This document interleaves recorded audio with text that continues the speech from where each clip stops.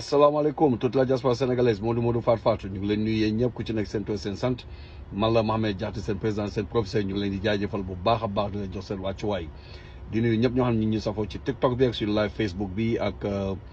YouTube bi. waaw leçon du jour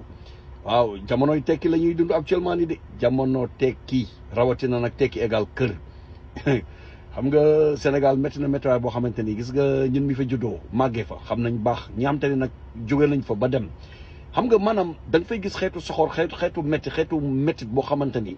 xeetu pauvreté boo xamante ni yow même boo tukkee sax da ngay jéem a réparer rek waaye mënoo réparer dédommage yëpp yi nga xamante ni moom la société bi teg ak parents yi ak mbokk yeeg yëpp ku fi tardé ñooñu la tardel ku la ci gën a dem moo lay gën a avancé du bëgg nga tolloog moom xam nga ñi am dimbaliwuñu kenn yaa ngi may dégg voilà ku ma am ndey la ku ma amul ndey looloo fa nekk ba tax na nag xoola nit ñoo war a yeewu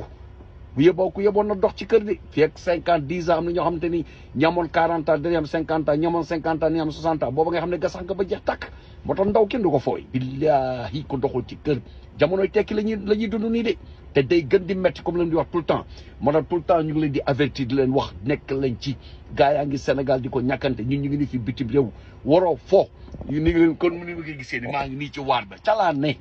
waaw bés boo demee bu mëntu ma taxaw liñ naan rek tali boo xam ne xamoo fu mu yem daw ci loo ci mën boo sonnee taxaw tant que maa ngi am doole may daw bés bu ma demee ba mëntu ma nag ma taxaw waaye ma taxawee sama biir kër laay dugg nga xam ne yow mii mucc nga li nga doon liggéey yëpp mi ngi nii nit dafa war a dox ci loolu ma ne la ku ci doxul ku ne billaahi ku la newul tekki égal kër booy yi ñu ci bëri xamuñu ko woon ak yenn grand yeeg yenn mag ñëpp léegi gis nañ xam ne ñi yoon baa ngi nii lii mooy mbir mi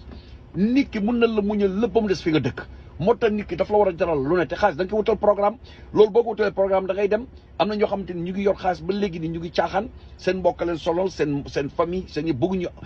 réaliser dara mais bés bu nee ba amatul non bés boo amatulee ci nga xamee dëgg kan mooy sénégalais la ilaha illallah gis nga li lay tóoje ci kaw di la tagg bés boo amatulee nga xam wax ma sax yow da nga leen dul tege ci bët mooy xoolal dan lay réy ci jant bi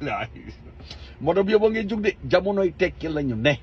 ku dul tekki ku bëggul tekki bëggul kër bëggul tool bëggul terrain bëggul tabax du wax ak maçon du wax ak quincaillerie du wax ak fer ba yow boo nga bakk mu dem nga xam ne kii xoolal fu mu jëm daa soriwul day lappi rek waaye fu mu jëm daa soriwul waaye gis nga ku bëgg a tekki bëgg un jour nga toog sa biir kër toog sa donkaasi gi wallahi instant bi nga koy pare te jamono dañ gën a métti moo tax nañ dox ci farata nañ dox ci kër nañ dox ci terrain nañ dox ci tabax nañu dox ci suñu mbir nekkal ci say mbir bés boo weddi gis nga jabar lu mu la bëgg bés boo amulee nga xaw mbëggal bi fan la toll am na dina am ñu toog de waaye ñi ci mu laa ne 90% dañuy dem seen yoon day mel ni sax yow nga naan kii day mel ni mosulaa bëgg mais xaalis boo demee noonu boo yoratulee kay da ngay daal di doye di woyee di waaw boo amee ñëpp topp la amatoo ñëpp weddi la mais waroo mer moo tax boo amee da ngay maintien ku nga xas ba yàlla may ba nga am xaalis da ngay maintien ni ngay maintien mooy di ko dugal foo xam ne yaa ngi koy teg bët terrain boo ko dugal da nga koy teg bët tabax boo dugal yaa ngi teg bët sa xaalis du ma sa dem kooku lu mu métti yaa ngi maintien donc jamonoy tekki lañ dox lañ jug nekk lañ ci donc tey lu moo doon thème du jour asalaamaaleykum wa rahmatullah